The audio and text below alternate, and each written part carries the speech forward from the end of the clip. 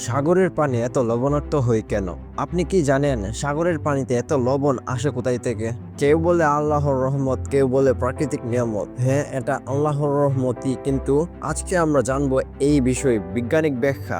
আপনি যদি কখনো সাগরের পানি খেয়ে থাকেন তাহলে এই ভিডিওটা আপনার জন্য। না খেয়ে থাকলে এই ভিডিওটা দেখে সতর্ক হয়ে যান। পৃথিবীর 70 ভাগই পানি, তার মধ্যে সাগর মহাসাগর সবচেয়ে বড় অংশ।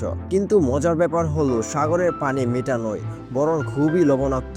আপনি যদি সেই পানি খেয়ে যান গলা জ্বলে যাবে। এটা শুনে হয়তো প্রশ্ন জাগতে পারে যে লবণ আসে কোথায় থেকে। লবণের মূল উৎস হলো মাটি ও পাথর। যখন বৃষ্টি হয় তখন পানি পাহাড়, নদী, ভূখণ্ড বেয়ে নেমে আসে এবং ছোট ছোট খনিজ পদার্থ, বিশেষ করে সোডিয়াম ক্লোরাইড নিয়ে আসে। এই পদার্থ প্রথমে তো নদীতে নামে, পরে নদী নিয়ে যায় সাগরে। পানি বাষ্প হয়ে উড়ে যায়, কিন্তু লবণ থেকে যায়, ফলে ধীরে ধীরে সাগরের পানি আরো লবণাক্ত হয়। এখন আরেকটা প্রশ্ন হয়তো জাগতে পারে যে সাগরের সব জায়গাতে লবণের পরিমাণ কি একই থাকে?